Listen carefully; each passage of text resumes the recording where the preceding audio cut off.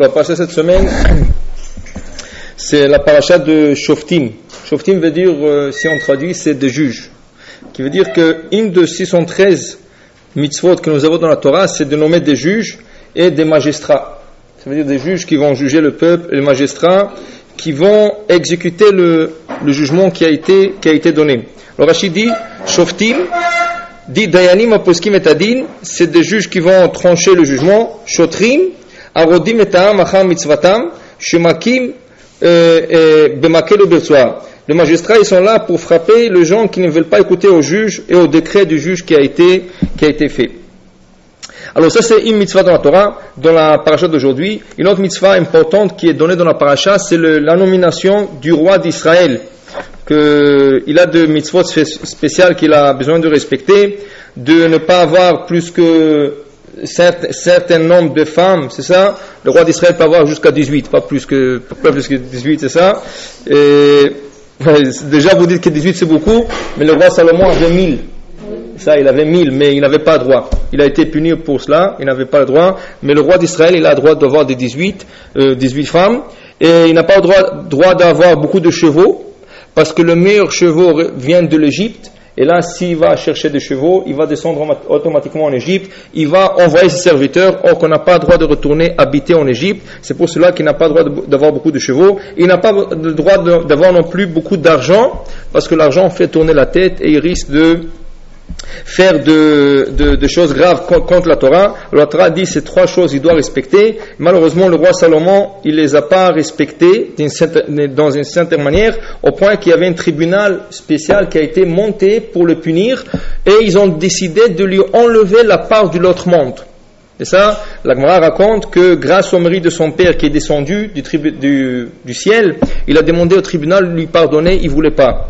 Et il a dit, faites-le en mon mérite à moi, il voulait pas. Et là, il y avait un feu qui descendait, il mangeait le banc sur lequel le juge était assis. Et là, ils avaient peur, alors ils l'ont laissé. Mais pour vous dire à quel point c'est parti pour lui décréter sur lui qu'il n'aura pas, il n'aura pas une part à l'autre monde, parce qu'il a transgressé les 3 choses. Il a eu trop de femmes, plus que la Torah permet. Il a eu beaucoup d'argent, plus que la Torah permet. Et il a eu beaucoup de chevaux qui sont venus d'Égypte. Et à la fin, il a marié la fille du roi égyptien de l'époque qui était pharaon. C'était le titre du roi. Il a marié sa fille. Et c'est cela, Rachid nous dit, c'est en ce moment que l'île d'Italie est sortie sur terre. L'île d'Italie n'existait pas. L'île d'Italie est sortie, ça veut dire que toute cette île est montée sur la surface qu'à l'époque du roi Salomon, le jour qu'il a marié la fille du pharaon. Et ça c'était pourquoi? Parce que l'ange Gabriel voulait inonder le monde, et il a lancé une lance par terre, et l'île est montée, mais Akadosh Baruch Hu n'a pas inondé le monde. Et pour dire que le roi Salomon, il n'a pas malheureusement respecté ses lois, mais il avait ses raisons de faire. Pourquoi? Parce qu'il s'appelait Salomon, et il voulait avoir le shalom. Shlomo vient du mot shalom. Il voulait avoir de la paix, et la seule manière qu'il est arrivé à avoir la paix, chaque roi qui confrontait, il allait contre lui, alors il mariait sa fille. De telle manière qu'il gardait la paix, c'est qui lui a fait trouver avec 1000 femmes que la Torah n'a pas exactement permis. On va retourner au premier commandement de nommer des juges Shoftim veshotrim et des magistrats bechol she'arecha, dans toutes tes portes, dans toutes tes demeures, veshaftu ta'am, ils vont juger le peuple mishpat tzedek, un jugement juste. Et ça, ils vont faire la justice. Alors avant qu'on passe à l'explication, il y a le Shla HaKadosh.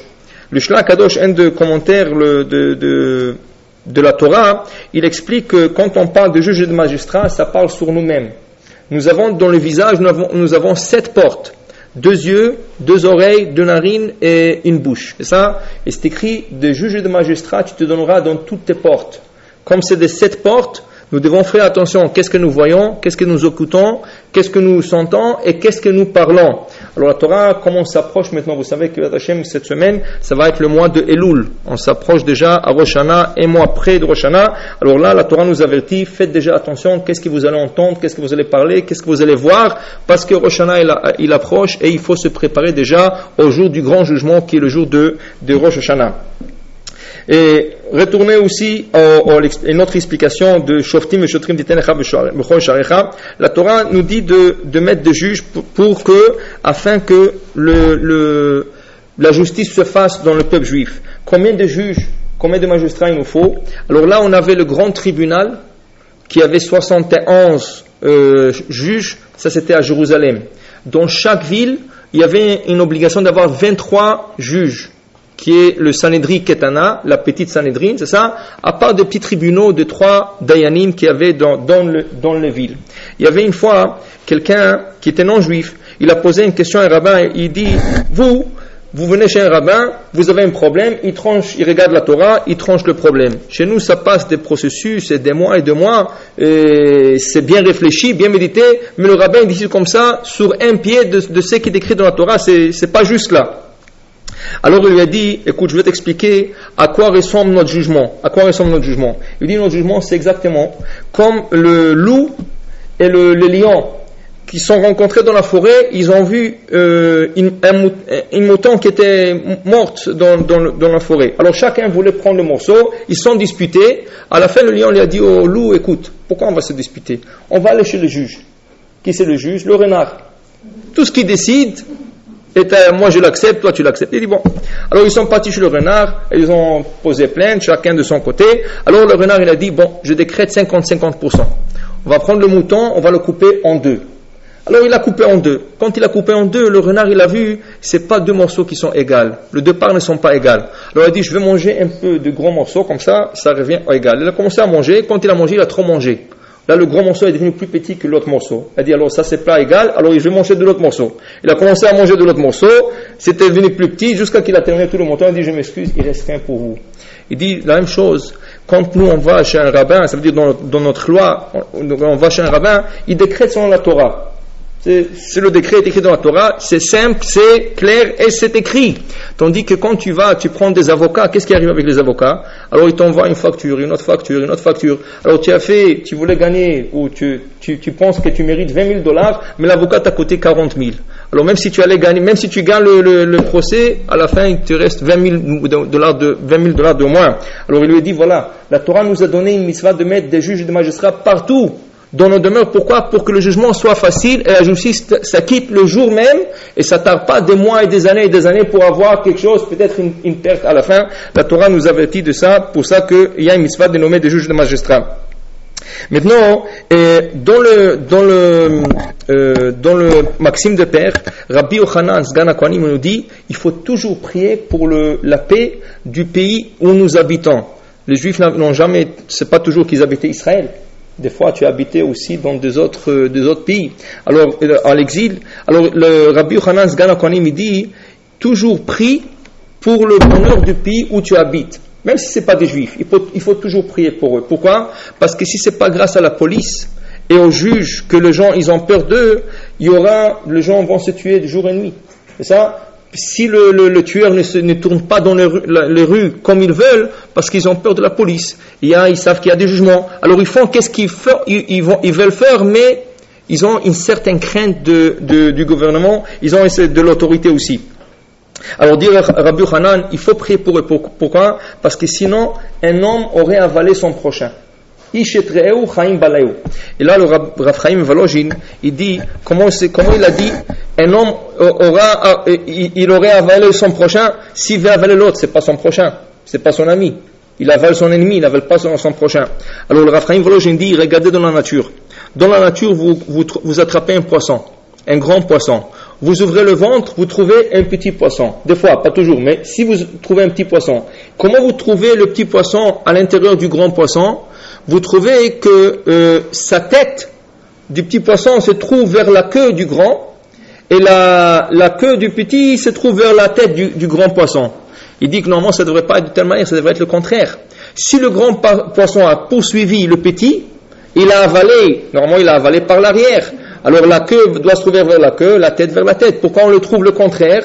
Explique le Rav Chaim Volozhin, parce que le grand poisson il sait que le petit est rapide, et plus rapide de lui des fois, parce que lui le grand, le petit est rapide, il peut se cacher n'importe où. Qu'est-ce qu'il fait? Il s'amitie avec lui. Il commence à lui parler, il commence à nager à côté de lui. Et le petit commence à avoir confiance. Ah, j'ai un grand ami maintenant qui va me protéger et tout. Une fois qu'ils se mettent une en face de l'autre, c'est là qu'il avale. Alors qu'est-ce qu'il a fait? Il est devenu son ami, il l'a avalé. Il dit la même chose dans la société. Si c'est pas grâce à la police et à l'autorité, toute la procédure qui est mise en place, il dit un homme aurait avalé son prochain. Les hommes ne seraient pas tués comme ça dans la rue. Il serait devenu son ami et là il aurait tué parce qu'il n'y aura personne à juger. C'est pour ça qu'il faut prier parce qu'ils mettent quand même une certaine ordre. Mais vous savez que toutes les lois de la Torah seront applicables au jour de Mashiach. Toutes les lois de la Torah seront applicables au jour de Mashiach. Alors il y a beaucoup de commentaires qui se posent la question, comment est-ce que cette loi donnée dans la paracha d'aujourd'hui de nommer des juges et des magistrats s'appliquera au temps messianique? Normalement au temps messianique c'est des temps où on dit que le loup va habiter avec le mouton. C'est ça? Le lion avec la vache. C'est ça? Alors, ça veut dire que il y aura de la paix au monde. Personne ne dévorera l'autre. Le Maïmonide, c'est vrai qu'il dit, ceci, dire que le texte veut dire que le loup habitera avec le mouton et le lion avec la vache, ça ne veut pas dire le sens simple du verset, ça rien que veut dire la paix qui régnera dans ce temps. Mais il y aura de la paix, mais c'est pas dire que le lion, on pourra le mettre à côté de la vache. Ça ne veut pas dire ça, mais ça veut dire qu'il y aura une certaine paix au monde, une tranquillité au monde. Alors s'il y aura de la paix et il n'y aura plus de jugement, alors pourquoi on aura besoin de juges ou de magistrats ou la police ou n'importe quoi ça? Et la Torah est éternelle. Ça veut dire que cette loi-là s'appliquera au temps messianique. Comment cette loi s'appliquera au temps messianique? De quelle forme? Là, ils expliquent cela avec une histoire qui est rapportée dans le Midrash. Le Midrash nous rapporte une histoire sur le grand Alexandre. Hors de ce voyage, il s'est trouvé dans une ville qu'on appelait le ville de la montagne de l'obscurité. Comme ça s'appelait cette ville. Il rentre dans cette ville et il rencontre le roi là-bas. Il lui dit, je vais étudier un peu votre style de vie dans ce pays. Il dit, viens t'asseoir à côté de moi. Il y aura des gens qui vont venir se faire juger, il y aura plein de choses, et tu es bienvenu d'écouter et de voir. Après qu'ils sont assis ensemble, il y a deux personnes qui arrivent. Et ils veulent se faire juger. Qu'est-ce qu'ils veulent faire juger? Un qui dit, écoutez, moi il y a quelques jours j'ai acheté un champ de ce monsieur. Et dans le champ j'ai trouvé un trésor. Alors moi j'ai acheté le champ, je n'ai pas acheté le trésor, je veux lui rendre son trésor à lui, mais il ne veut pas accepter. Et l'autre il dit au roi, écoutez, moi j'ai vendu le champ. Moi je ne savais pas qu'est-ce qu'il y avait dans le champ, je l'ai vendu, je n'avais pas ce trésor. Lui il a acheté le champ, c'est à lui. Alors qu'il le prend, moi je ne veux pas de ce trésor. Ils se commencent à disputer. Le roi il dit, bon, est-ce que vous avez des enfants?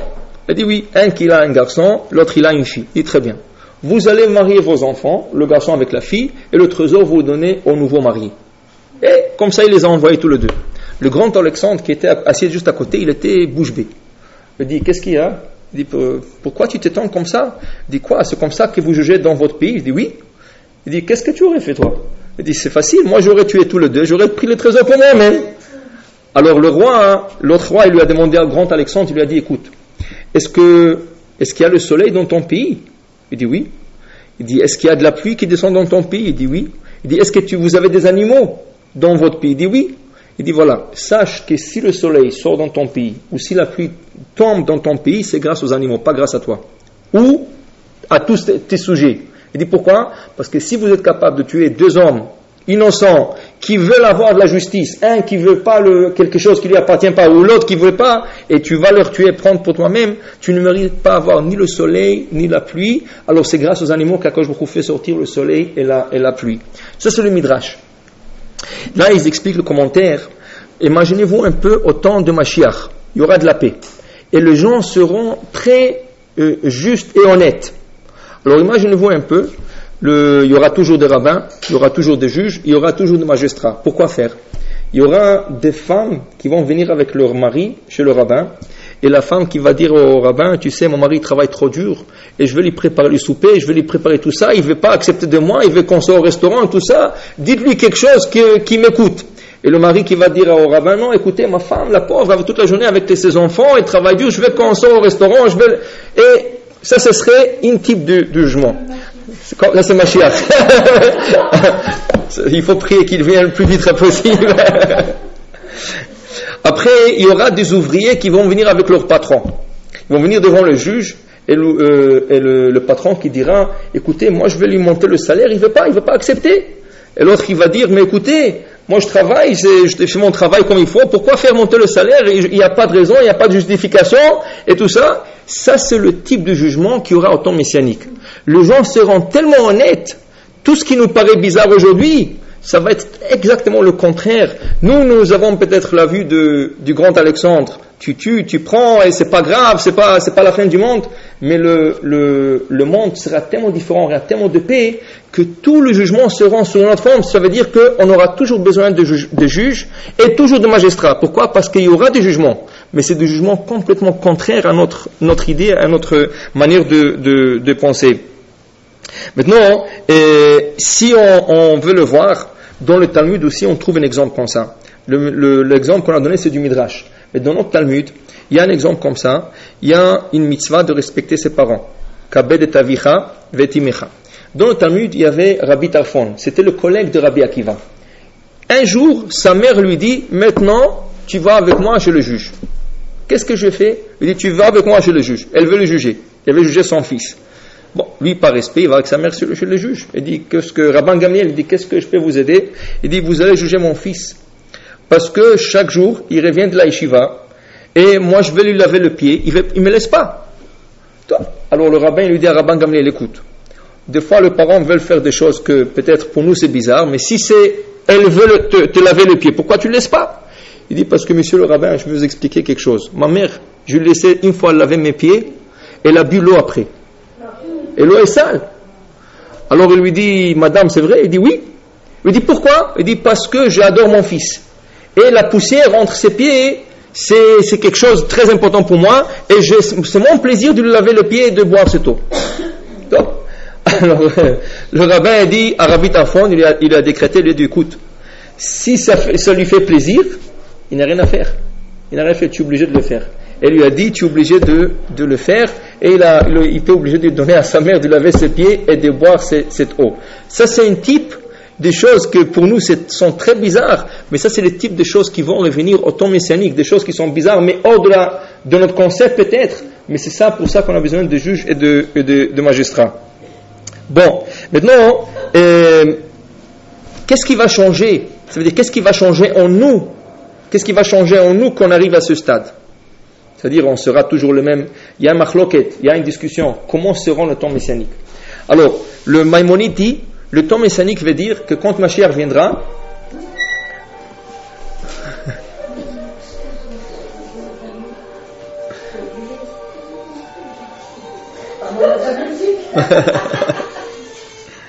le Maïmonide dit, quand Mashiach viendra, il dit d'abord il y aura 40 ans de jugement.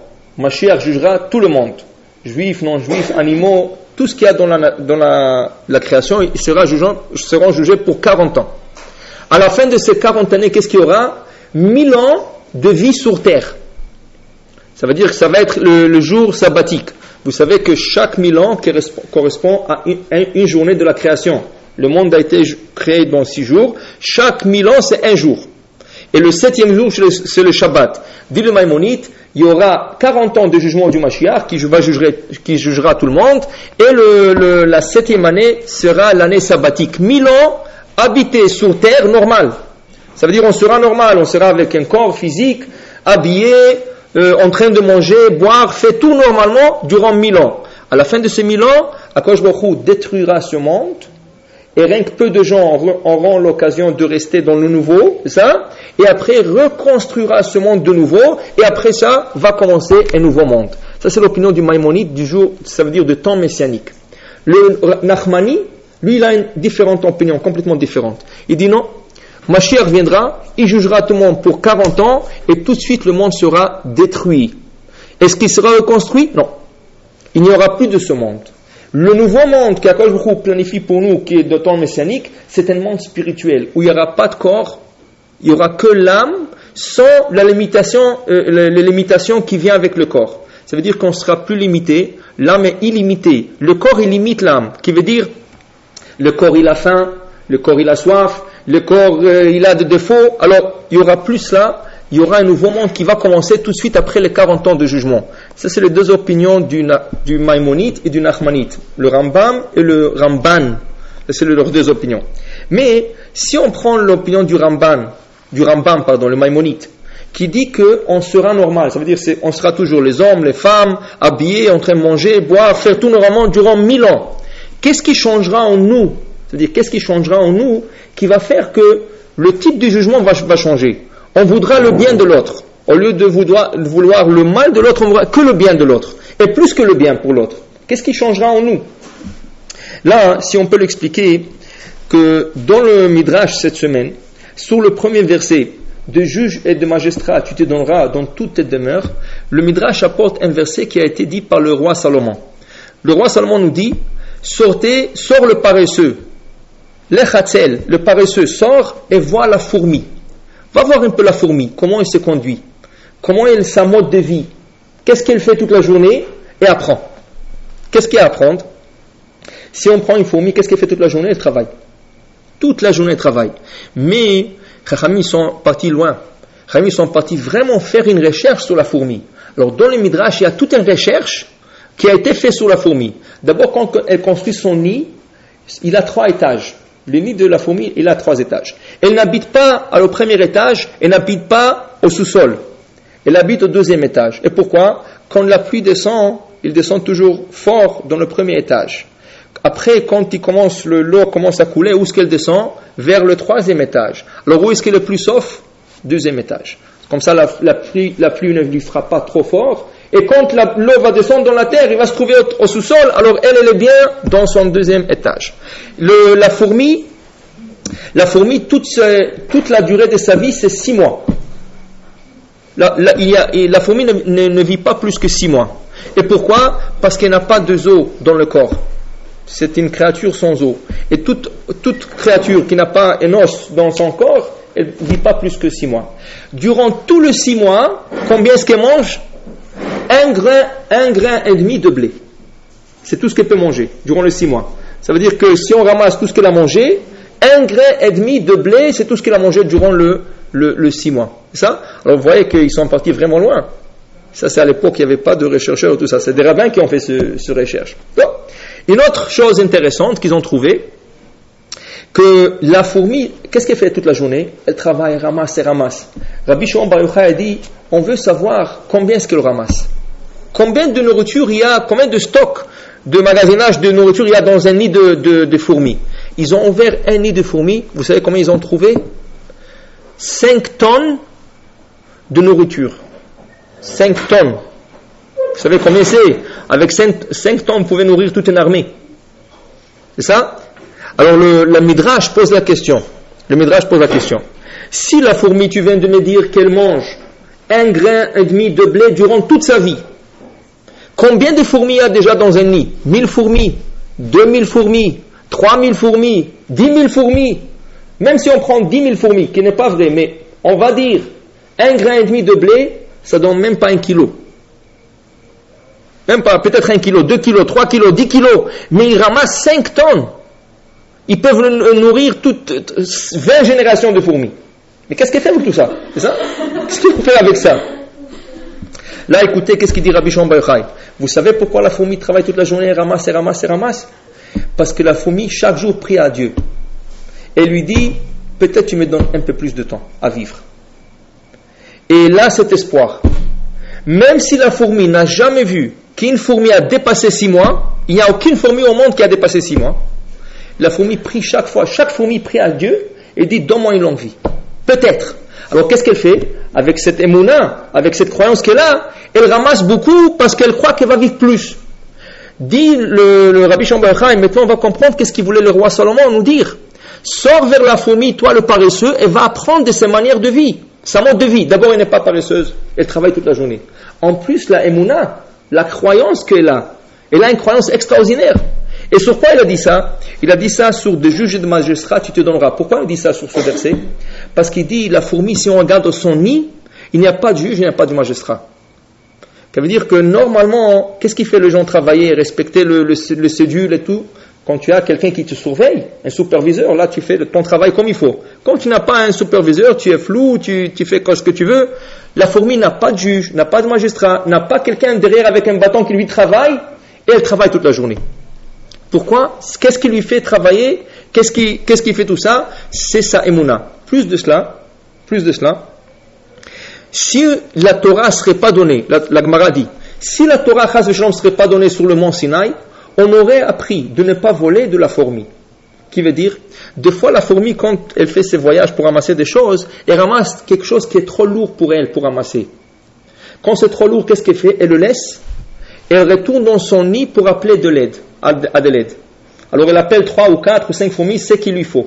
Maintenant, entre-temps, il y a plein de fourmis qui passent à côté, et ils trouvent cette nourriture qui a été trouvée par... Personne, aucune fourmi va toucher cette nourriture. Aucune. Pourquoi? Pour ne pas voler de l'autre fourmi. Alors dit la Gemara, si la Torah ne serait pas donnée, on aurait appris de ne pas voler de la fourmi.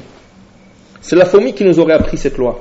Mais maintenant que la Torah est donnée, on n'a pas besoin d'apprendre de la fourmi. On l'apprend de la Torah, mais c'est la fourmi. Alors regardez combien, toute la recherche. Mais le point intéressant, dit Rabbi Shimon Bar Yochai, de tout cela, de toute la vie intéressante d'une fourmi, c'est la émouna qui est là. Qui veut dire, qu'est-ce qui peut arriver, qu'est-ce qui peut donner à un homme d'être n'est pas juste, honnête et droit? C'est le manque de émouna. Quand tu sais que quelque chose te revient, et quand tu sais que tu mérites d'avoir quelque chose, personne ne te le prendra. C'est quand tu commences à avoir peur, peut-être il m'en prendra, peut-être il y aura quelque chose qui va arriver, peut-être Hachem ne me donnera pas. C'est là que tu commences à ouvrir des portes à gauche, à droite, peut-être voler, peut-être faire des choses qui ne sont pas selon la Torah pour avoir cette chose. Mais le parachat d'aujourd'hui dit, juge et magistrat, tu te donneras. Pense toujours qu'il y a un juge et magistrat qui est derrière toi pour ne pas faire ce que tu es en train de faire. Pourquoi? Parce que tu manques d'émouna. Si on aurait eu vraiment une émouna forte, une croyance forte en Hachem, on aurait su que quand quelqu'un veut nous prendre quelque chose, jamais il pourra le prendre. Toujours il reviendra. Le Rav Ben Ishraï, il veut nous montrer cela par une histoire qui s'est passée. Le Rav Ben Ishraï dit, il y avait quelqu'un que son père lui a laissé une bourse d'argent de louis en or. Toute une bourse de louis d'or. Maintenant, lui, c'était un menuisier simple. Et son père, qui était aussi menuisier, il a travaillé toute sa vie, mais il a ramassé toute cette fortune. Alors, quand le père est décédé, il a donné ça comme héritage à son fils. Son fils, il n'y avait pas de banque à l'époque. Tu cachais ça sous le matelas, tu cachais ça n'importe où. Les voleurs, déjà, ils savaient déjà où aller chercher. Il y a tout un passage dans le Talmud pour nous montrer le voleur, où les gens cachaient ça sous le matelas, les voleurs venaient à la maison, ils prenaient du matelas. Les gens commençaient à cacher dans le toit, le voleur faisait des trous dans le toit pour aller chercher l'argent.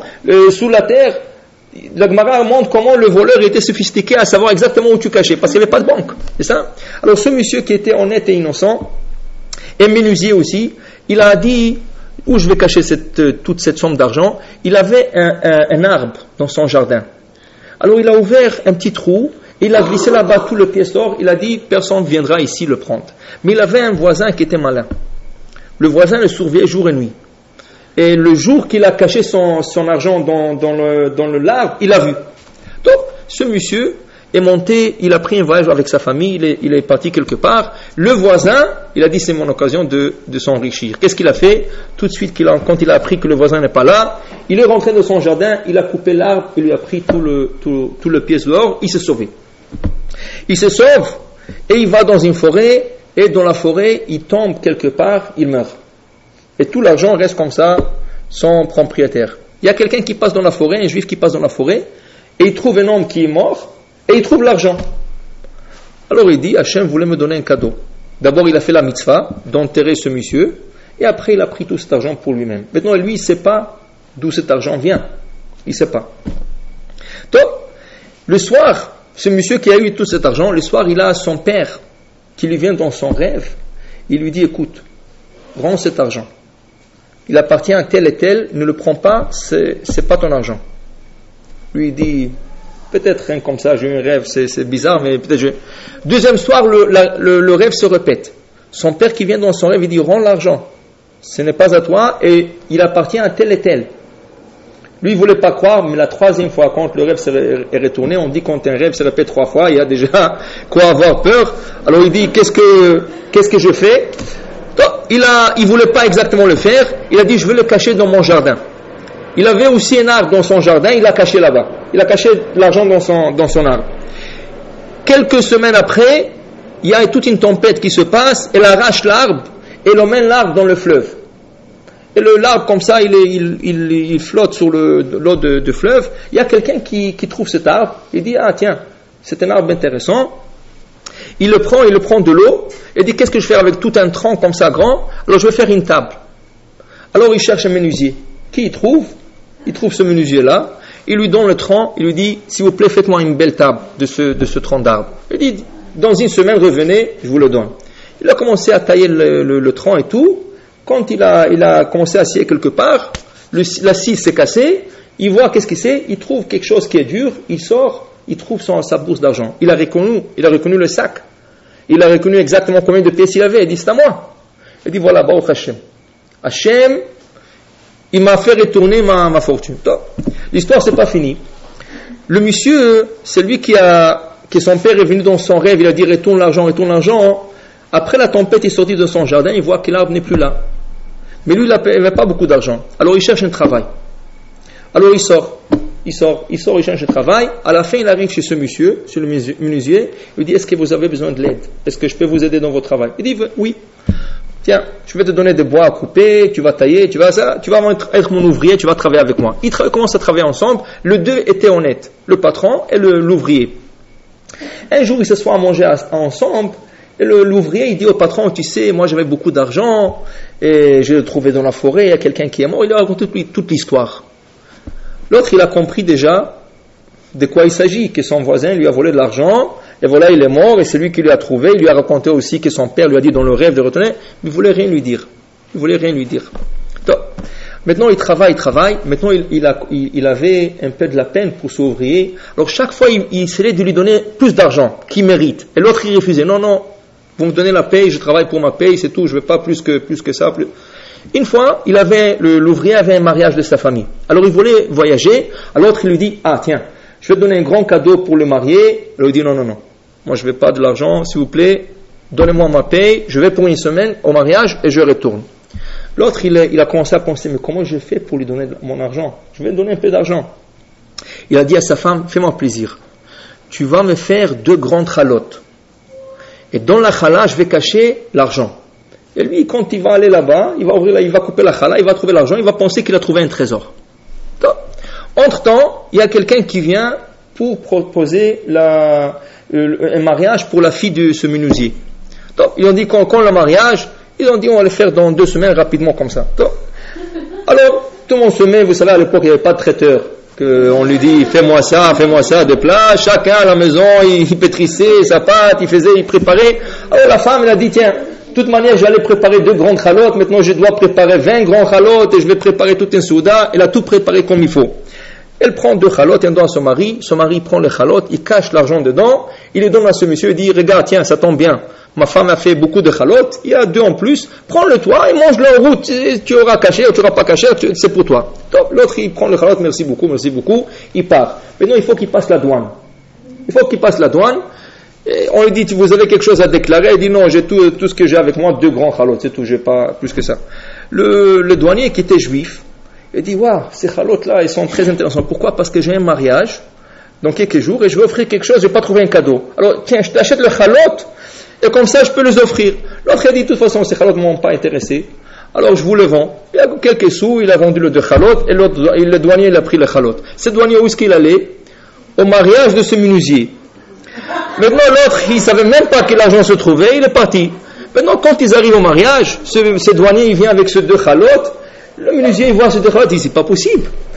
Il dit, d'où est-ce que vous avez eu ces chalotes? Il dit, je sais pas, il y a un monsieur qui voulait passer la douane, je lui ai acheté. Là, il a dit quelque chose, voilà. Il dit, cet argent, il a fait le tour du monde, et chaque fois, il est retourné vers moi. Qui veut dire que quand quelque chose t'appartient, personne ne pourra te le prendre. Mais il s'agit d'une émouna, il s'agit d'une croyance. Quand tu crois dans la chose, alors, si c'est quelque chose qui a été perdu, ou volé, ou n'importe quoi, dis le Rav Chaim Volozhin, sache, c'est quelque chose que tu n'as pas mérité. Et à quoi je me crois à causer que quelqu'un te la prend, ou toi-même tu la casses. Mais quand quelque chose te revient, elle peut faire le tour du monde, et c'est toujours ça va te revenir. Il s'agit d'une émouna. Et c'est ça, au temps messianique, c'est ça qu'on aura. On aura tellement la émouna forte en Hachem, qu'on n'aura pas peur que quelqu'un nous prend quelque chose, ou quelqu'un nous vole, ou quelque chose qui se casse. tout reviendra à la personne qui mérite l'avoir. Alors pourquoi, si quelqu'un veut nous donner plus que nous méritons, pourquoi lui prendre? Non. Si je n'ai pas besoin de l'avoir, tu peux le garder. Et si je l'aurai, Akadosh Baruch Hu me trouvera déjà la manière de me le donner. Maintenant, à cette question d'Emouna, des fois malheureusement, nous sommes prêts à tricher. Parce qu'il y a un manque d'Emouna, nous sommes prêts à tricher dans le mitzvot. Dans le mitzvot que nous voulons faire. Je vous donne 2 exemples. C'est des vraies histoires. Vous savez qu'une des plus grandes yeshivot en Israël, c'est la yeshiva de Ponovitch. La yeshiva de Ponovitch, elle se trouve à Bnei Brak. C'est le Rav Shach qui était le Rosh Yeshiva. Mais cette yeshiva, elle a été construite par un rabbin qui s'appelait Rav Shlomo Kahanman. Le Rav Shlomo Kahanman, c'est lui qui a construit toute une yeshiva. Il y a toute une histoire comment cette yeshiva a été construite. C'est pas pour aujourd'hui, mais c'est une longue histoire comment cette yeshiva a été construite, qui est une des plus réussies yeshivas au monde. Il y a des milliers d'étudiants qui passent par là-bas. Il y a un echal. Rien que le echal, il est plaqué 18 carats en or. Si vous allez là-bas, c'est tout un echal magnifique, grand, avec 18 carats. Si vous allez voir le banc, c'est des bancs simples, de bois simple, de tables simples. Mais le echal, c'est quelqu'un qui l'a offert parce que c'était un echal qui était en Europe. Et après la guerre mondiale, quelqu'un l'a fait venir en Israël. Ils l'ont installé dans cette yeshiva. Le Rav Kahanman, qui a construit cette yeshiva, au début il avait beaucoup de difficultés à supporter la yeshiva. Ça prend beaucoup d'argent pour supporter toute une yeshiva. Un jour, quelqu'un lui a arrangé un rendez-vous en Angleterre avec un grand Richard qui avait beaucoup d'argent, qui était toujours prêt à donner de grandes donations. Alors quelqu'un lui a fixé un rendez-vous, lui dit jour tel et tel Rav, vous allez vous trouver chez lui à la maison et appelez-le avant, comme ça vous fixez un rendez-vous. Le Rav, il est parti en Angleterre, il a appelé au monsieur, il dit excusez-moi, cette semaine, je dois sortir de la ville. Il dit, mais je suis là pour une semaine. Il dit, ok, je vous accorde 15 minutes aux gares du train. Ça veut dire, je vais sortir en voyage, mais à la gare, je vous rencontre pour 15 minutes, après je prends le train, je pars. Il dit, à quelle heure vous allez partir? Il dit, demain, à 8h15, il y a mon train qui va, à AM, qui va partir. Alors, 8h, vous êtes à la gare, et on va parler, et on va voir qu'est-ce que vous avez besoin. Donc, le rabbin il a dit merci beaucoup. Ils ont terminé, et le rabbin a fait sa tournée, il a étudié. Le soir, le rabbin étudiait tellement tard, il ne s'est pas rendu compte de l'heure. Et vers 4h du matin, il a dit je vais aller me reposer un peu avant mon rendez-vous. Il va se reposer, mais il se réveille trop tard. Il se réveille trop tard. Quoi? Qu'est-ce que c'est tard? Il se réveille à 7h30. Maintenant, il a le choix. Si je vais aller prier dans la synagogue avec Minyan, c'est sûr que je rate le rendez-vous. Et je ne vais pas prier sans minyan. Je vais prier dans une synagogue. Alors, qu'est-ce que je fais maintenant? Est-ce que je vais aller rencontrer le monsieur ou j'oublie le don? J'oublie la donation, tant pis. J'ai fait tout ce voyage pour rien. Mais au moins, je prierai à Dieu dans un minyan, comme il est recommandé. Alors, il a décidé que c'est ça qu'il va faire. Il va aller prier dans une synagogue et après, Hachem décidera quoi faire. Donc, il va prier. Il termine à 9h. Il regarde la montre, 9h, il dit, c'est sûr, il m'a donné rendez-vous à 8h. Le train est parti à 8h15, c'est sûr qu'il n'est pas là. Mais, je suis obligé de faire mon effort. Alors il a dit, je vais aller à la gare, quelques minutes et je reviens chez moi. Au moins que je suis parti. Il va à la gare, dès qu'il arrive à la gare, il voit l'autre arriver de loin.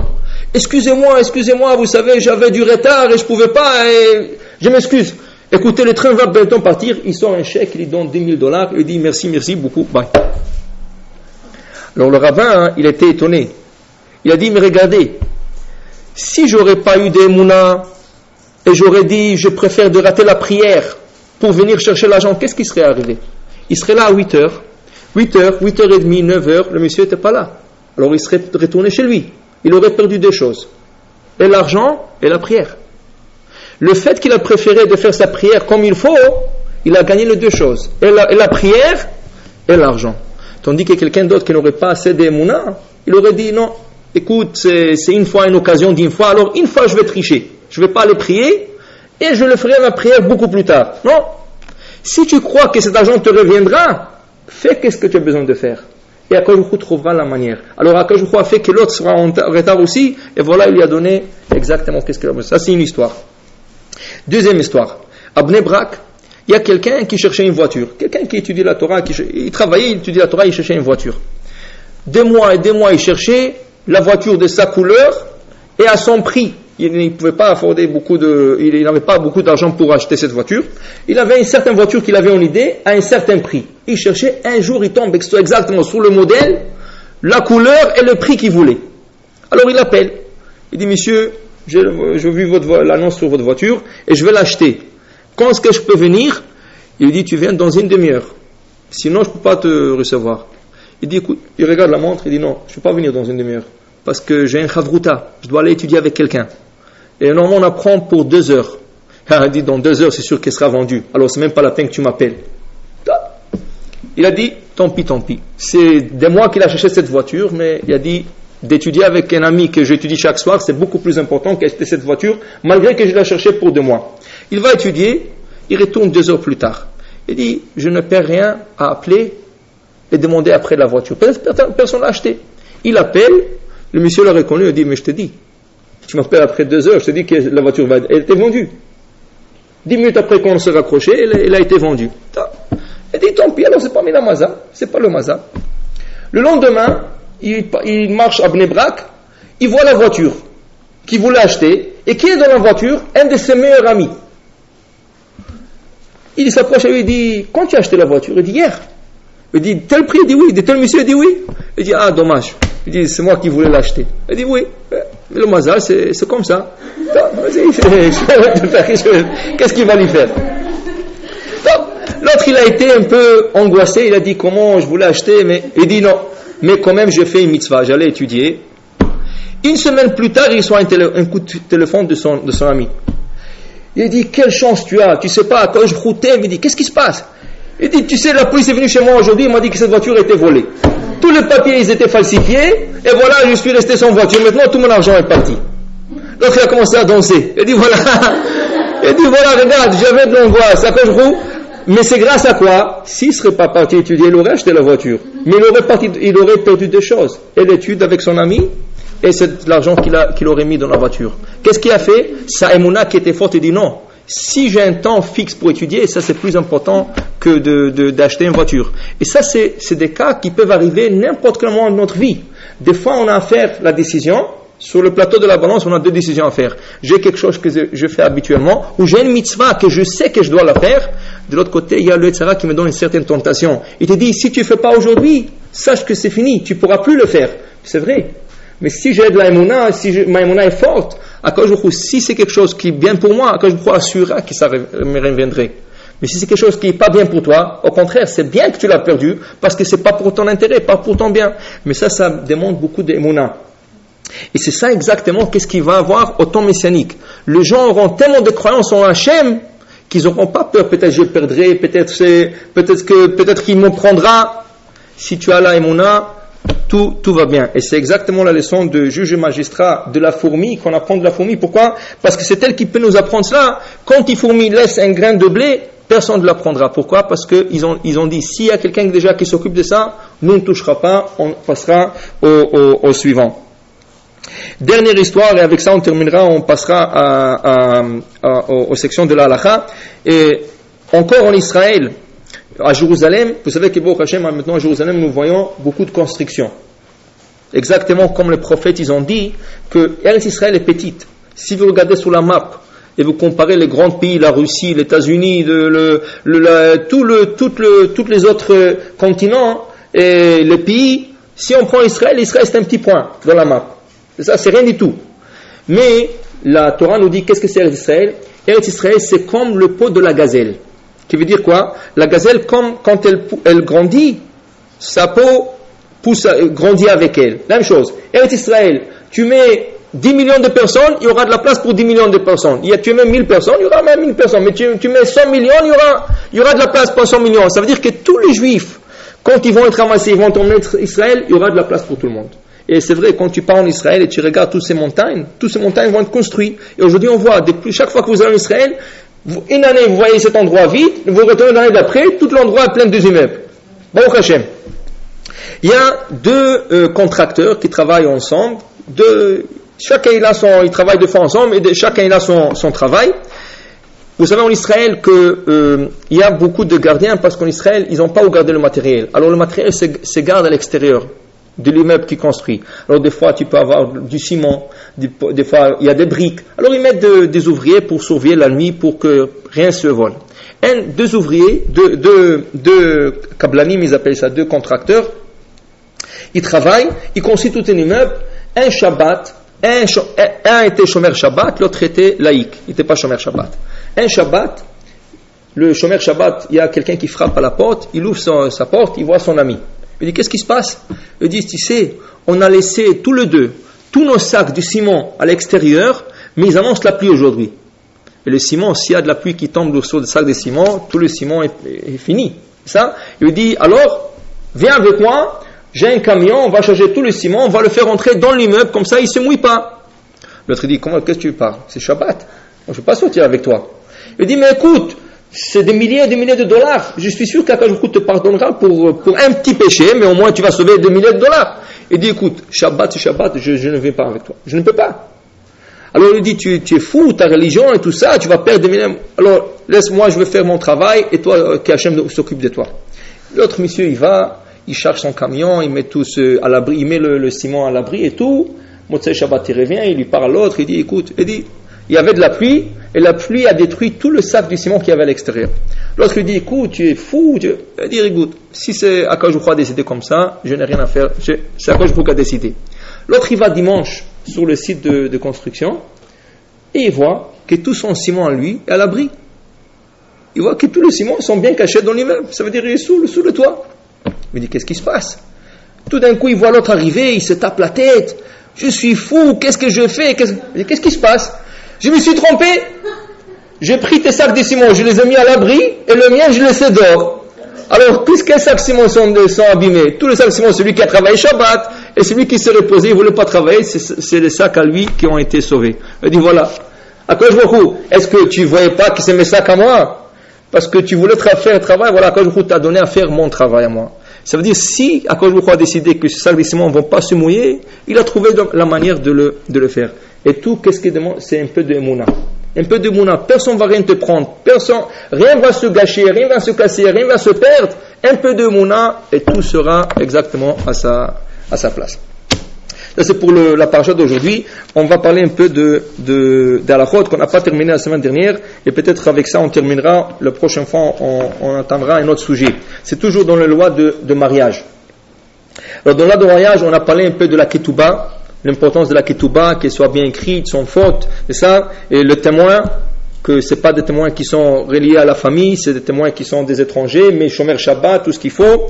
Maintenant, je voulais parler aujourd'hui de fixer une date de mariage. Comment est-ce qu'on fixe une date de mariage?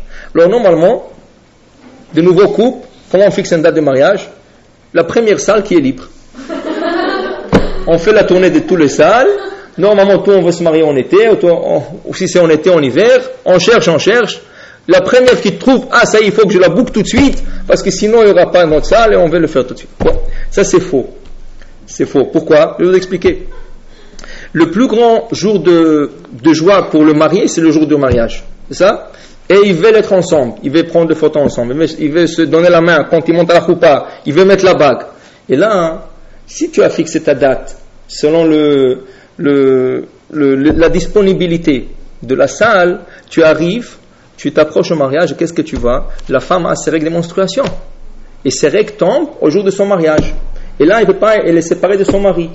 Elle ne peut pas être avec son mari. Il y a beaucoup de lois qui viennent avec. Il y a toute une série de lois qui viennent avec. Et là, croyez-moi, ça cause du stress. Ça cause du stress. Bon. Alors, on va expliquer, il y a deux choses à faire. On va expliquer d'abord qu'est-ce qu'il faut faire a priori, et qu'est-ce qu'il faut faire a posteriori. Et ça, il y a deux manières. A priori, comment on le fait? A priori, avant d'aller booker une salle, on va d'abord consulter un rabbinite, une femme qui connaît les lois de Nida, et on lui pose la question, voilà mes règles, et j'ai l'intention de me marier dans tel mois, quels sont les jours où je peux me marier?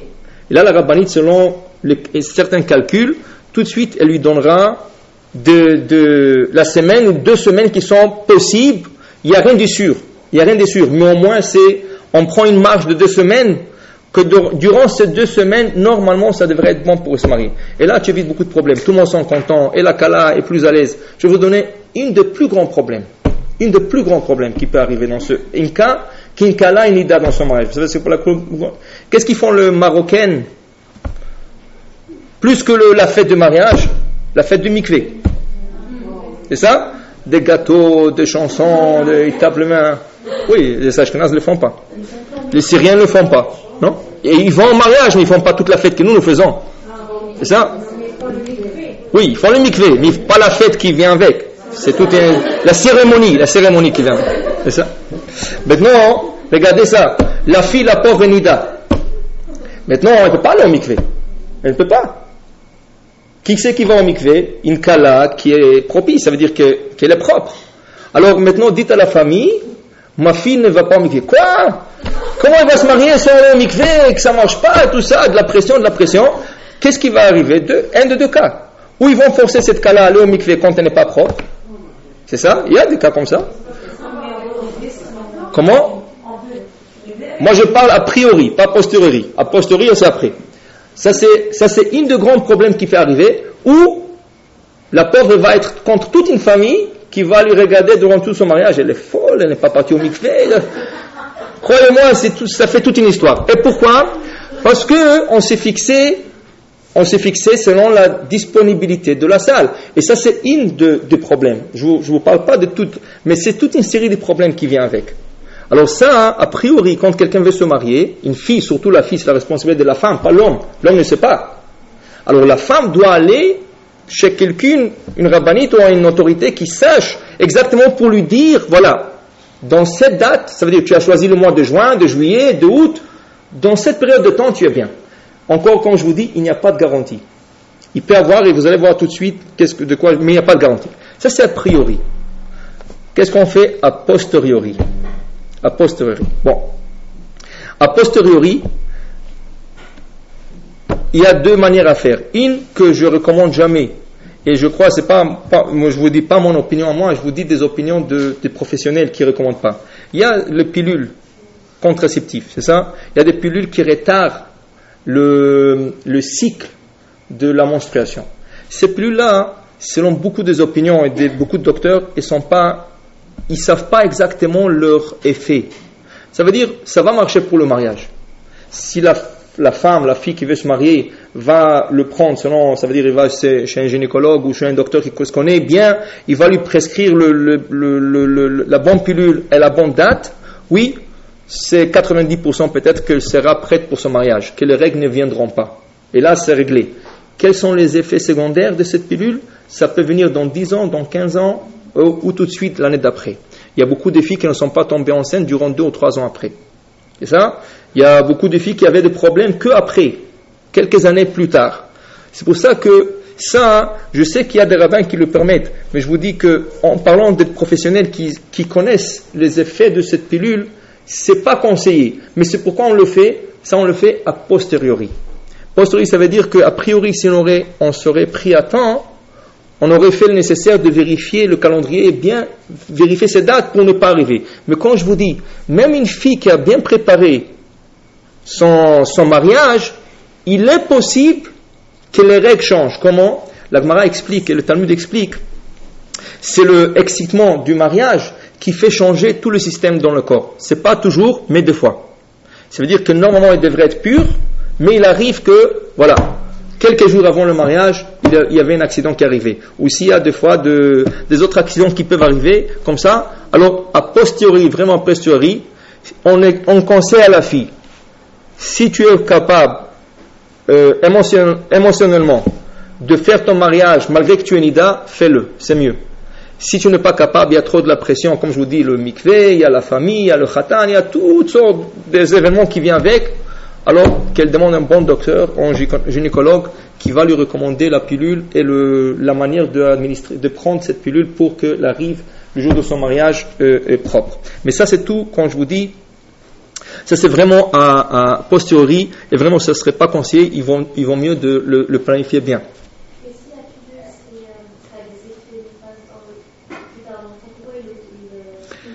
Bon, il y en a beaucoup qui disent qu'ils n'ont pas vu les effets. Et ça, dans ça, il y a des docteurs ça veut dire c'est une discussion entre les docteurs eux-mêmes et entre le rabbin eux-mêmes. Ça, il y a des docteurs qui disent non, c'est pas vrai. Les pilules sont tellement bien aujourd'hui faites, les pilules peut-être d'avant, ils avaient des effets secondaires et tout. Aujourd'hui, les pilules sont bien faites et ça fait pas, et ça fait pas. Par contre, vous allez parler des autres docteurs, ils vont vous dire non, c'est pas vrai. Peut-être les effets, on le voit pas tout de suite, mais vous allez voir dans 2 ans, dans 3 ans, dans 4 ans, des fois, dans 10 ans après, vous allez voir les effets. Et ça peut avoir des effets sur des enfants aussi. Vous savez que la grossesse, on ne sait pas comment c'est, mais il n'y a rien de sûr là-dessus. On ne veut pas prendre un risque. Mais encore, c'est une question que, il y a des rabbins qui vont vous dire oui, tu peux le prendre. Il y a des rabbins qui vont même administrer automatiquement la pilule. Ils vont dire à la fille, tu vas être nida, alors prends-le. Mais c'est pas bien. Il faut essayer. Si la fille, elle est capable de le prendre, ça veut dire naturellement, comme ça vient, ça va. Sinon, oui, peut-être on le prendra, mais par conseil, c'est pas conseillé. C'est pas conseillé de prendre, même s'il y a des rabbins qui disent, mais encore, il y en a qui permettent, il y en a qui interdisent, il y en a des docteurs qui permettent, il y en a des docteurs qui sont contre. Alors, vraiment, si on veut bien s'en sortir de la situation, c'est de planifier en avance, de ne pas arriver à le rêver. Mais Chaz Shalom, c'est lui qui l'a pris ou celui Hachem protège, que Hachem protège tout le monde. Si la fille elle est pas nida, Si elle est pas nida pour son mariage, est-ce que c'est pas j'avais un problème de quand de frère et qu'elle qui sort de la photo et qui se tienne la main devant tout le monde. Tu as raison, mais tu as 100% raison. C'est écrit aussi dans la halakha qu'un homme et sa femme, même un homme avec sa femme, n'ont pas le droit de se tenir la main, ni s'embrasser, ni s'enlacer en public. Ça, bon, c'est fait, mais qu'est-ce qu'on va faire? C'est les habitudes. Mais c'est pas tout le monde qui le font. Ça, c'est pas tout le monde. Mais la majorité le font. Par exemple, quand la kala arrive vers la choupa, le khatan descend pour la montée. Alors, c'est ça, il y a beaucoup de khatanim qui donnent la main pour la montée, il y a des autres qui vont pas. C'est ça. Mais, quand ça se fait, au moins que la kala soit pure. C'est vrai, quand ça se fait, au moins que la kala soit pure. S'il n'est pas pur, double problème. C'est ça, au moins qu'on résout un problème. C'est pas sa femme encore. Pourquoi est-ce qu'il va chercher sa femme et il tient la main? C'est pas encore sa femme, avant la coupe. Il va chercher chez le père et il va la prendre. Oui, mais c'est quelques secondes avant ça. Même pas son fiancé. Non, il n'est pas son fiancé non plus. La fille n'a rien, ça veut dire ils ont rien. Mais comme c'est sous la choupa,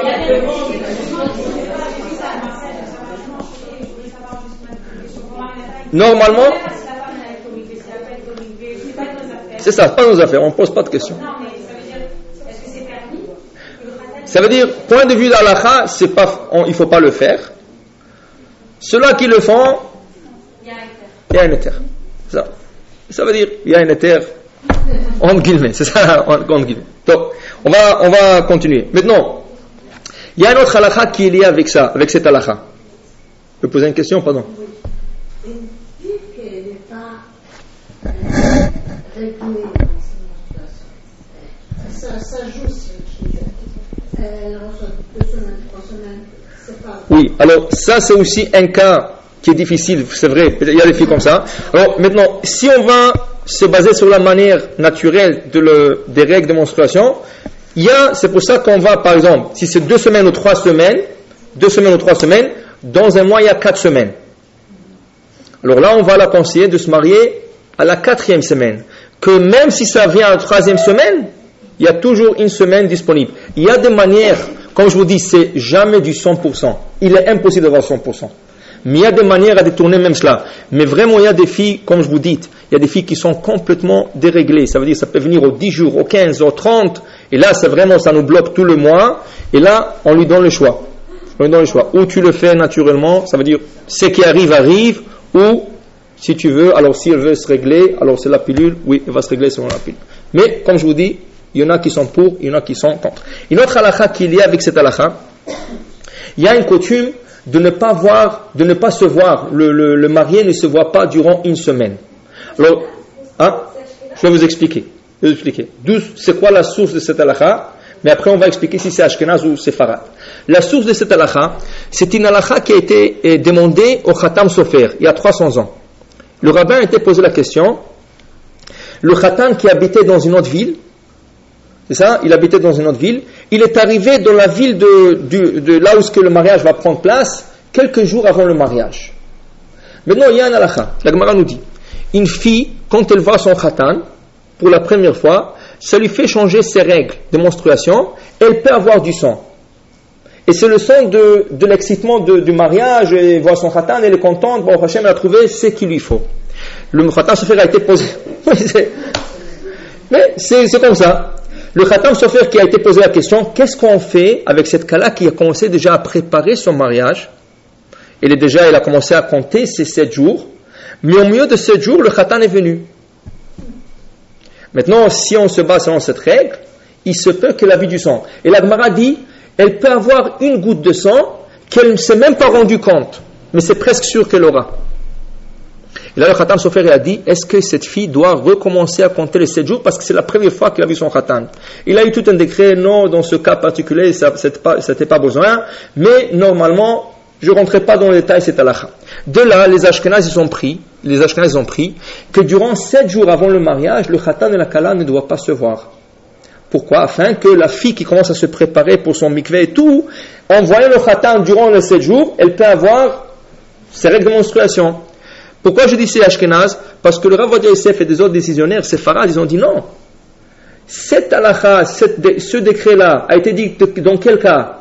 Que cette kala, elle a vu pour la première fois son khatan. Mais la kala aujourd'hui, elle voit des mois avant, ou quelques semaines avant au moins, son khatan, c'est ça? Espérons que c'est rien que quelques mois et quelques semaines, pas plus que ça, c'est ça? Mais ils se sont vus déjà. Alors il n'y a pas d'excitement, ça veut dire il n'y a pas d'excitement qu'elle voit son khatan la première fois. Alors là, cette halakha ne s'applique pas. Mais je vais vous expliquer pourquoi nous, les séfarades, nous appliquons cette halakha aussi. C'est vrai que la base, la source d'où ça vient, ça ne tient pas pour le séfarade. Mais nous le respectons aussi. Pourquoi? Parce que la Gemara explique, il est impossible d'avoir un mariage sans une dispute familiale. Ça c'est une règle. Ou c'est la belle-fille avec la belle-mère, ou c'est le khatan avec son beau-père, ou c'est les deux familles. Toujours ça, c'est une garantie qu'il y aura de la dispute. Même les gens les plus gentils, il y aura toujours, mais pourquoi tu as fait ça? Le fleur, j'aime pas le fleur, et pourquoi tu as commandé ça? Et j'aime pas ça. Toujours. Et quand la dispute prend le plus grand effet, la dernière semaine. Plus que le mariage avance, plus que la stress et les nerfs augmentent. C'est ça? Et là, il est conseillé de ne pas se voir de la dernière semaine. Pourquoi? De telle manière, les Yetzirah ne vont pas jouer sur le 2.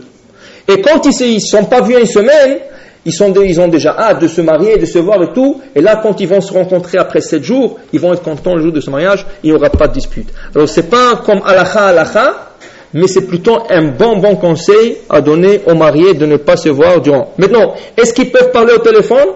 Il n'est pas conseillé.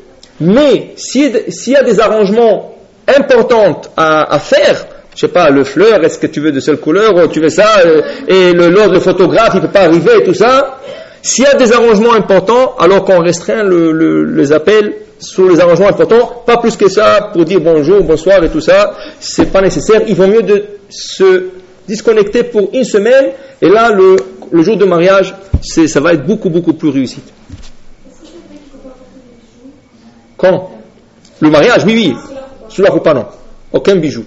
Ça, je vais vous expliquer la dernière fois, parce que, Non, pas de bijoux. De bagues. De bagues, on va spécifier plutôt. De bagues. De boucles d'oreilles, pas de problème. C'est ça?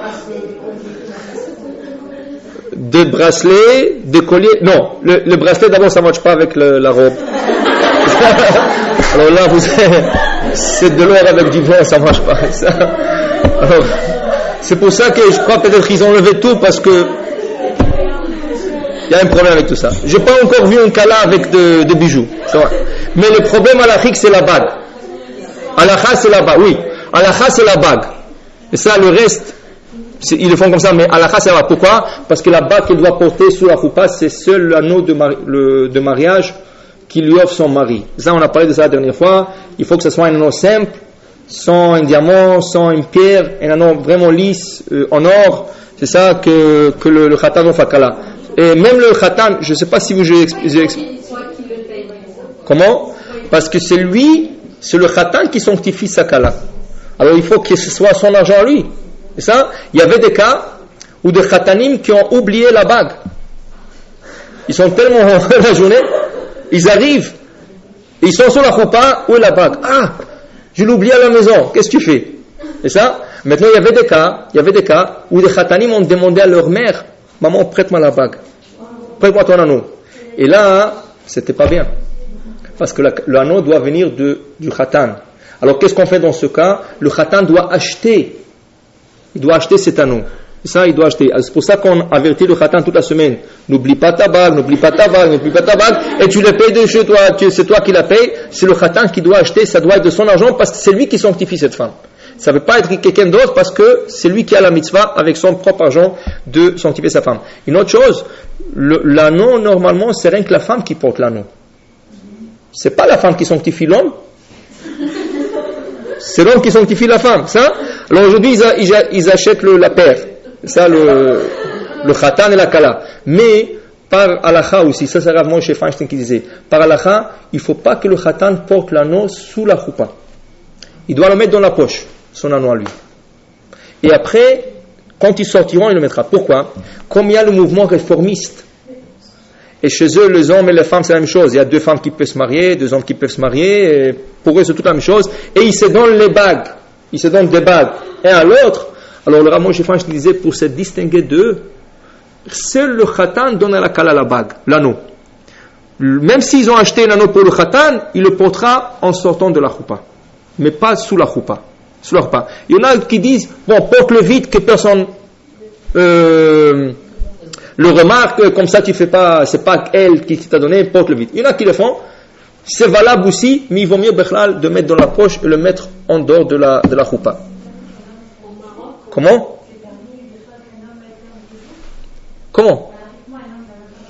Il a le droit de mettre cet anneau, mais cet anneau va lui causer beaucoup de problèmes durant l'année.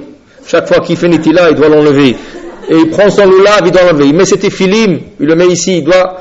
Alors, c'est pour ça que beaucoup de religieux décident de ne pas le mettre, parce que chaque fois Nitila enlevé, tout ça, ça fait plus... La raison que les femmes veulent que l'homme porte l'anneau, comme ça, quand il est au travail, quand il sort dehors, tout ça, il est protégé par son anneau, c'est ça? C'est vrai, c'est pour ça qu'ils le font. Oui, mais après, oui, mais quand je vous dis, quand le mouvement réformiste est rentré avec ses idées à eux, on veut se distinguer d'eux. Bon, mais c'est ça, c'est vrai, l'anneau pour l'homme, c'est pourquoi faire? Rien que pour dire à tout le monde qu'il est marié, c'est tout. Il n'y a aucun sens dans l'anneau. Donc, alors ça c'est halakha de ne pas se voir une semaine. Ça c'est Ashkenaz au départ, mais très conseillé, même pour le séfarade, afin de ne pas avoir de problème durant la semaine. Maintenant, la dernière chose que je vais vous parler ce soir, je vais vous donner la chance de poser la question. La dernière chose, est-ce qu'il faut jeûner? Il y a un coutume de jeûner. Il y en a qui jeûnent, il y en a qui ne jeûnent pas. Le Rav Ovadia Yosef le déconseille, parce que si tu jeûnes, tu es épuisé le jour de mariage. Maintenant, chez les Ashkenaz, après la choupa, ils descendent de la choupa, ils rentrent dans une chambre isolée. Ils se ferment dans la chambre. Ça, il y a 2 témoins qui sont dehors et ils mangent dans la chambre. Le khatan et la kala mangent le poisson dans la chambre. Ils mangent la khala, le poisson et tout. Les invités aussi, ils mangent dans la salle le premier plat. Et après une demi-heure, 45 minutes, c'est là que le khatan rentre. C'est comme ça qu'ils font chez eux. Alors là, ils ont le temps de se ressusciter un peu, de se mettre un peu la force. Mais chez les séfarades, on n'a pas cette chambre d'Yichoud. On n'a pas. Dès qu'on va à la choupa, c'est vrai qu'ils vont dans la chambre, mais ils vont là-bas pour 10 minutes, le temps que les invités s'installent, et tout de suite après, ils sortent. S'ils sortent à jeun, le khatan et la kala, ils sont épuisés, ils n'arriveront pas. Bon, il y en a qui le font, il y en a qui le font pas. Le Rav Yosef te conseille une de 2 choses. Ou de jeûner la journée d'avant le mariage. S'ils se marient, on va dire le mardi, ils jeûnent le lundi. C'est ça? Ou jeûner la moitié de la journée, jusqu'à 1 heure. Ça, comme ça, ils puissent manger en après-midi et avoir un peu de la force pour le soir. Celui qui tient à jeûner, pourquoi pas? S'il pense qu'il aura force, il n'y a pas de problème. Du déjeuner, on dit que tous les péchés de la khatan et la kala sont effacés le jour de leur mariage, sous la choupa. C'est pour ça que si vous avez une demande spéciale à faire, c'est le moment de faire sous la choupa. Il y a chez les Ashkenaz, comme ils jeûnent, il y a une liste le khatan, vous allez voir des khatanim qui ont des listes, des calottes qui ont des listes, et sous la choupa, le temps de chanter et tout ça, ils disent, voilà, celui-là a besoin de fâche lema, celui-là a besoin de parnassa, celui-là, ils font des prières, parce que quand ils sont pardonnés, leurs péchés sont pardonnés sous la choupa, ils sont comme un bébé pur et innocent, et leur prière est acceptée en ce moment-là. C'est ça? Alors là, il y a une inyan à jeûner, mais aussi il faut voir les conséquences que ça peut faire. Alors chacun en vérité, il doit se connaître et ce qu'il fait capable. Non, c'est lui qui jeûne, c'est lui qui va jeûner. La mincha, la prière de mincha qu'il va faire, il va faire une mincha normale. Une prière de mincha normale. La amida, et ça dépend si c'est Rosh Chodesh, mais la mincha normale qu'il doit faire. Seulement, il va intercaler à la fin de la prière tout le passage qu'on intercale le jour de Kippour. Kippour, prenez le marzor de Kippour. À la fin du marzor de Kippour, on prie mincha normale. Ça veut dire la veille de Kippour. On prie mincha normale, mais à la fin, il y a toutes des subtétations qui sont marquées. Ils sont un peu lents, ils sont un peu plus longs. Alors le khatan qui jeûne normalement, ou la kala qu'elle jeûne, alors normalement ils disent la mincha et ils ajoutent toutes les subtétations qui s'ajoutent le jour de Kippour, parce que le jour de leur mariage, c'est le jour de Kippour. C'est considéré pour eux comme Kippour. Kippour c'est quoi? Kippour c'est le chaper, d'expier. Ils sont expiés le jour de leur mariage. Et c'est... Comment? Même ceux qui n'aiment pas, ils peuvent le faire. Et ça? Alors ils peuvent prendre le marzor et ils peuvent le faire le jour de leur mariage. C'est vraiment la fin. Si vous prenez le marzor de Kippour, c'est ça? Vous allez trouver les premières pages, il y a mincha de la veille de Kippour. Prenez la amida, c'est un amida normal avec des subtétations qui s'ajoutent à la fin. Je vous donne le temps à question. Moi, j'ai terminé pour aujourd'hui.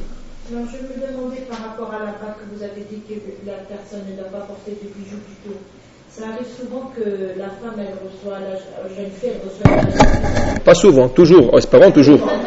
C'est pas ça qu'ils font pas. Ah non. Ils reçoivent la bague de fiançailles. Et puis la garde sur eux, après ils ajoutent l'autre bague. Non. Alors cette bague, il ne faut même pas qu'elle la porte. Non, il ne faut pas qu'elle la porte sous la choupa. Ça, après. Il la donne à sa mère, elle va le garder. Sous la choupa, elle recevra son anneau de son mari. En sortant de la choupa, sa mère lui remettra son bague à diamant. Comme je dis, ça ne dérange pas. C'est la bague comme telle qui dérange. Il ne faut pas qu'elle ait rien, qu'on ne dit pas que quelqu'un lui a donné déjà une bague, ou que ce n'est pas le khatan qui a donné la bague. Pour éviter ce problème, elle ne doit pas avoir aucune bague sur les mains. Pour la semaine d'avant, il y a une coutume chez les Marocains de faire un aîné. Alors, comment ça se passe? Aujourd'hui, cette coutume commence à disparaître un peu. Question de dépenses supplémentaires. Il y a beaucoup qui intercalent les nés dans le jour de mariage. C'est ça? Bon, alors, la question, j'ai compris. Comment on se voit durant... Alors, il vaut mieux de la faire avant que la kala commence à compter. Et même si c'est arrivé après, parce que question de commodité ou quoi que ce soit, bon, on peut toujours, pour le séfarade, il n'y a pas ce problème. C'est plutôt pour les ashkénazes ce problème. Mais il vaut mieux même éviter ce problème et le faire avant la semaine que la fille commence à compter. Toute la journée. Et il faut l'accepter. Quand vous décidez de le jeûner toute la journée, c'est pas rien que vous commencez la journée ou vous jeûnez. Il faut l'accepter la veille. Qui veut dire, exemple, vous avez décidé de jeûner un lundi, votre mariage c'est mardi, vous avez décidé de jeûner lundi, dimanche après-midi, vous faites mincha, et juste avant de reculer les 3 pas, vous dites demain, Blineder, je serai à jeun. Comment? Oui, chacun c'est individuel, c'est pas obligé d'être la même jour. Il faut que ce soit fait la veille ou depuis le matin seulement, rien que la journée même? Non, la journée même. Ça veut dire depuis le lever de soleil jusqu'au sortie des étoiles. C'est pour ça qu'il faut dire. Oui, il a raison. Des fois, ils se sentent mal. C'est pour ça que j'ai dit quand tu acceptes le jeûne sur toi, tu dis Blineder.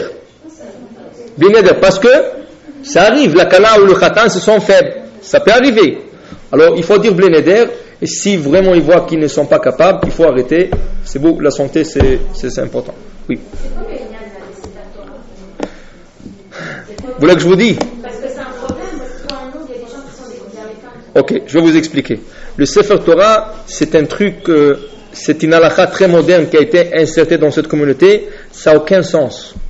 Ça n'a aucun sens. Tu déranges un Sefer Torah par exemple, il y a des salles qui c'est pas une synagogue. Et là, tu emmènes un Sefer Torah pour ton mariage, tu as dérangé le Sefer Torah. Tu n'as pas le droit. Un Sefer Torah, pour qu'on puisse le déplacer, il faut avoir 10 hommes. En plus de ça, il faut qu'il reste là-bas 3 jours, minimum 3 jours. Et il faut construire une arche spéciale pour le Sefer Torah. Les gens aujourd'hui, pour se marier, ils emmènent le Sefer Torah. Combien de péchés tu as fait entre-temps? Comme tu as dit, il y a beaucoup de femmes qui ne sont pas tsniout. Et là, devant le Echal, on ouvre le Echal et toutes les femmes devant le Echal. D'où c'est sorti cette coutume? C'était une khatan, une kala, qu'ils ont pris des photos. Alors ils ont dit que c'est beau, le suivant il l'a fait, le suivant il l'a fait, et c'est devenu une coutume. Cette coutume, si j'aurais la chance, et je l'aurais abolie au complet parce que c'est une mauvaise coutume. C'est déranger la Torah, carrément déranger la Torah. On n'a pas le droit de déranger la Torah pour rien. C'est ça? Non, on n'a pas besoin de se marier à la synagogue. Les Ashkenazes, ils se marient. On dort. C'est pas la synagogue qu'il faut se marier. Au contraire, si on peut se marier, pas dans une synagogue, il faut le faire. Parce que dans une synagogue, il y a des femmes qui rentrent qui ne sont pas toujours tsniout. Mais pour le Khatan et la Kala, c'est le moment le plus kadosh de cette... Oui, sous la choupa. La choupa devient la synagogue. La choupa, c'est la synagogue. La choupa, sans Sefer Torah, ils n'ont pas besoin de Sefer Torah. La shrina descend sur le Khatan et la Kala. Ils n'ont pas besoin de Sefer Torah. Alors on enlève quand même le Sefer Torah? Oui, on n'a pas besoin de Sefer Torah. On n'ouvre pas ou on l'enlève? On n'ouvre pas, on n'en met même pas. Non, s'il y a un echal, le Sefer Torah est toujours couvert par 2 couverts. Il y a le rideau, il y a le porte. C'est ça? Alors lui, comme s'il n'est pas là, ça veut dire on ne le dérange pas. Il est à sa place, on ne le dérange pas. Mais pas ouvrir. Où il y a des couples, j'ai entendu déjà, que s'il n'y a pas une synagogue, ils ne peuvent pas se marier. Et là, la date, ça a repoussé à 2 mois parce qu'ils n'ont pas, jusqu'à qu'ils ont trouvé. Qui c'est qui dit ça? Tu peux te marier dans ton jardin, si tu veux. Tu mets un choupa et tu te maries. C'est tout. C'est possible de ne pas ouvrir le Echal et une fois que tout le monde est sorti, le Khatan et la Kala seul, ils y vont. Non, parce que tu déranges le Sefer Torah. Est-ce que... Alors tu te mets sur le Echal sans ouvrir.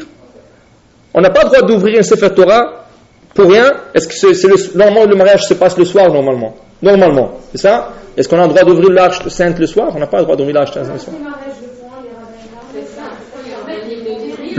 Voilà, ils ne disent rien. C'est ça. Pourquoi? Parce que vous savez qu'est-ce qui va arriver? Parce que si vous leur dites ah non, comment alors? C'est ça. En Israël, ça existe? Non, ça n'existe pas. Aucune place ça existe.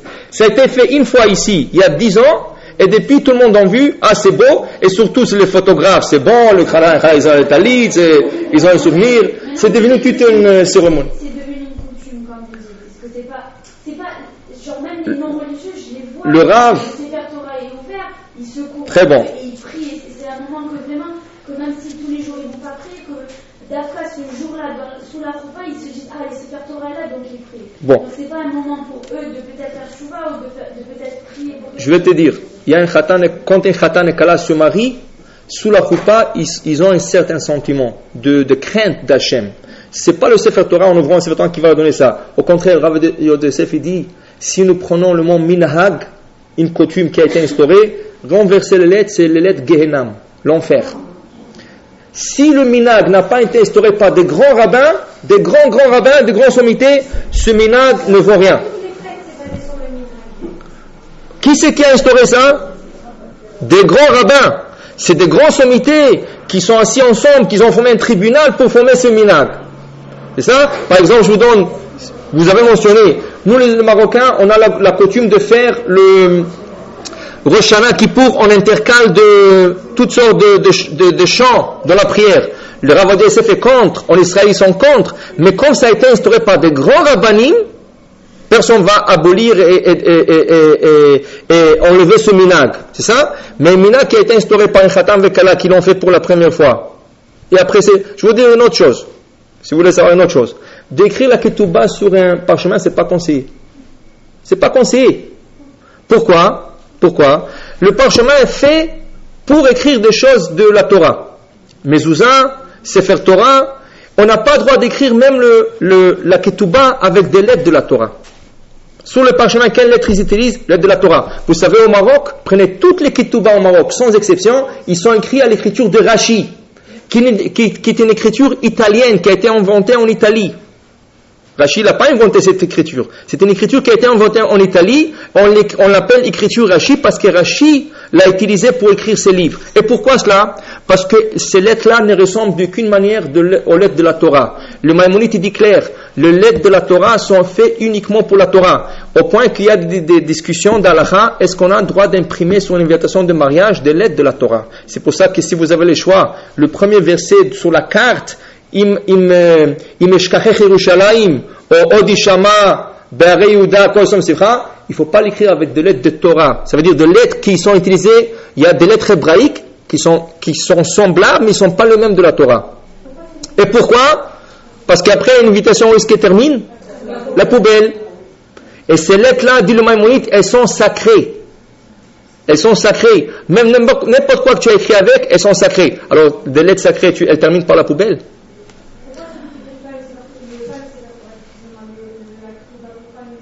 Parce que la Ktuba, ce n'est pas un Sefer Torah, ce n'est pas un Mezouza. Seul un Sefer Torah et un Mezouza ont le droit de t'écrire. Ça, c'est une discussion qu'on a parlé la semaine dernière. Je ne vais pas ouvrir cette parenthèse parce que il y a tout. Mais si vous demandez qu'est-ce qui est mieux, tout le monde le fait. C'est pas qu'est-ce que tout le monde fait. C'est vous allez en Israël. Regardez, vous allez en Israël. Vous savez c'est quoi le problème de la Ketouba en parchemin? Le parchemin, on a expliqué la semaine dernière qu'il ne faut pas avoir quelque chose effacé. Tu arrives le jour de la choupa, on commence à lire avant de signer, on trouve une faute. Qu'est-ce que tu fais? Tu es bloqué.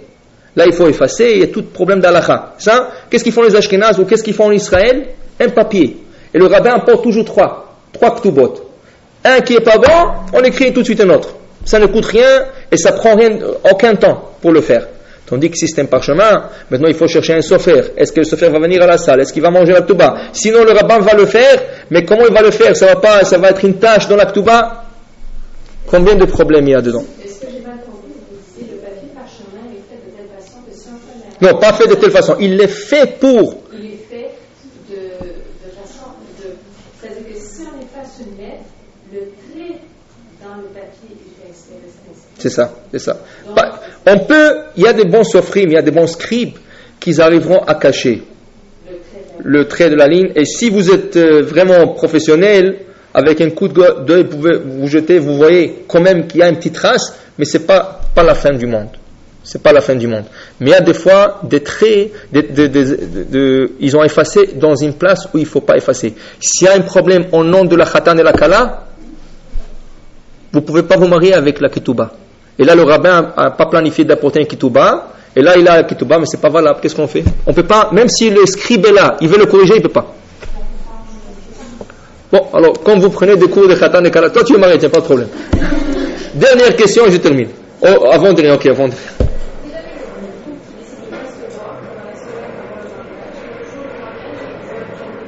Pas de problème. Mais il faut le faire rien que quelques heures avant le mariage. Il ne faut pas le faire le matin.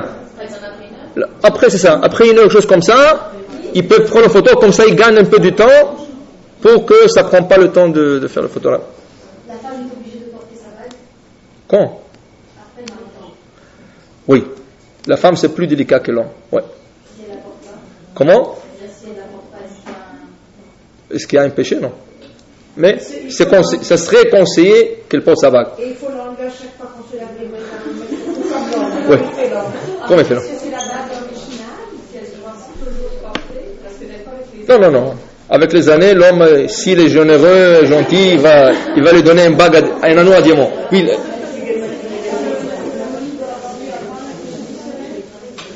A priori, un mariage, on essaie de le faire en jour. A priori. Sinon, le soir, c'est valable. Oui, c'est par raison mystique que ça se fait en jour. Mais ça ne veut rien dire. Aujourd'hui, beaucoup de mariages se font le soir. Par exemple, ici, en hiver, le coucher de soleil, c'est à 4h, 3h30. Impossible de se marier à 3h, à 4h30. Ça va se passer à 7h, 8h, ça compte le soir. Mais il n'y a aucun problème. C'est bon, ça se réussit. La semaine prochaine, 8h15, Bezrat Hashem. À toi.